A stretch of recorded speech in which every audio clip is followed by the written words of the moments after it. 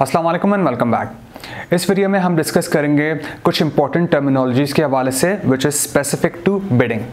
सबसे पहले हम डिस्कस करेंगे CPM, जिसको हम कॉस्ट पर मिले कहते हैं या फिर कॉस्ट पर माइल भी कह सकते हैं।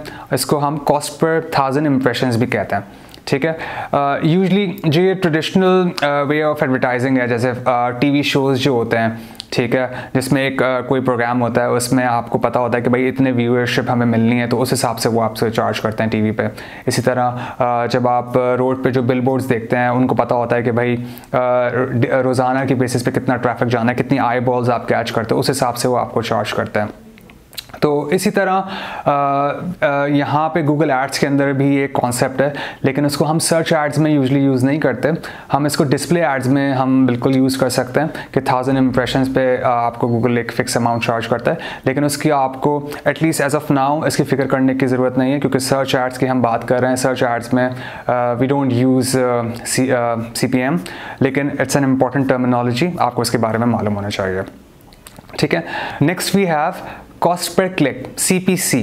ठीक है, इसमें ये होता है कि आप कितना गूगल को पे करना चाहते हैं। जैसे हमने पिछली वीडियो में बात की थी लेदर जैकेट की, आपने लेदर जैकेट पे बिड करना है। ठीक है, कॉस्ट पर क्लिक आपको कितनी आप देना चाहते हैं, कितने cost per, maximum cost per click कितनी देना चाहते हैं आप गूगल को, और फिर गूगल कितने चार्ज करेगा उस कॉस्ट पर क्लिक पे आपके। ठीक है, वो आपसे कम भी चार्ज कर सकता है, वो आपसे ज़्यादा भी चार्ज कर सकता है based of number of factors. ठीक है, लेकिन ऑब्वियसली वो फैक्टर्स इतने ऑब्वियसली इस कोर्स का वो हिस्सा नहीं है, लेकिन अभी के लिए आप सिर्फ इतना समझें कि लेट्स से कि लेदर जैकेट की जो एग्जांपल मैंने आपको पिछली वीडियो में दी थी, उसी को कंटिन्यू करते हैं।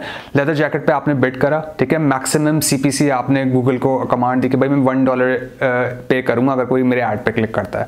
ठीक है, और गूगल हो सकता है आपको चार्ज करे 0.6 सेंट्स। ठीक है, या हो सकता है गूगल आपको चार्ज करे 1.2 या $1.3 एज वेल। ठीक है, based on number of factors, जिसमें मतलब आपकी लैंडिंग पेज, आपकी ऐड कॉपी, काफ़ी सारी चीज़ें उसमें आ जाती हैं। वो इंशाल्लाह हम कभी नेक्स्ट वीडियो में डिस्कस करेंगे, लेकिन अभी के लिए आपको इतना समझना है कि कॉस्ट पर क्लिक क्या होता है। ठीक है, third we have cost per lead, CPL, या फिर इसको CPA भी कहते हैं, कॉस्ट पर एक्विजिशन, या फिर इसको कॉस्ट पर एक्शन भी कहते हैं।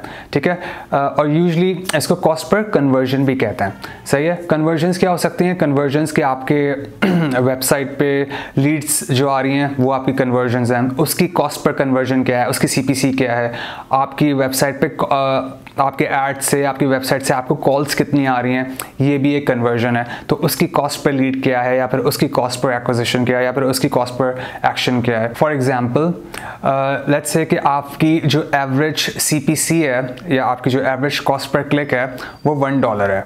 सही है, और आपकी जो कन्वर्जन रेट है, जो आपकी वेबसाइट का कन्वर्जन रेट है, वो है लेट्स से 2%। सही, 2% कन्वर्जन रेट का मतलब है कि 1:2, यानी कि हर 50 क्लिक्स पे आपको एक लीड मिलती है। ठीक है, तो हर 50 क्लिक्स पे जब आपको एक लीड मिल रही है और आपकी जो एवरेज कॉस्ट पर क्लिक है वो $1 है, तो आपकी जो कॉस्ट पर लीड है वो हो गई आपकी $50।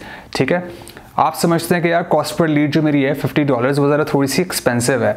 ठीक है, तो फिर आप क्या करेंगे, आप अपना कन्वर्जन रेट बेहतर करेंगे। कन्वर्जन रेट किस तरह बेहतर करेंगे? आप अपनी वेबसाइट पे आपको जो लैंडिंग पेज है, जो आपकी ऑफर है, उसको अच्छा करेंगे, उसको और मज़ीद अट्रैक्टिव बनाएंगे, ताकि ज़्यादा से ज़्यादा लोग उससे इंस्पायर्ड हों और आपके फॉर्म्स फिल करें, ताकि आपको लीड्स आ सकें या आपके प्रोडक्ट्स परचेज कर सकें। जैसे आपने काफ़ी सारी मेहनत करी और कन्वर्जन रेट आप जो है वो 2% से लेके आप उसको लेकर चले गए 10% पे। नाउ आपका एवरेज कॉस्ट पर क्लिक जो है वो तो वही 1 है।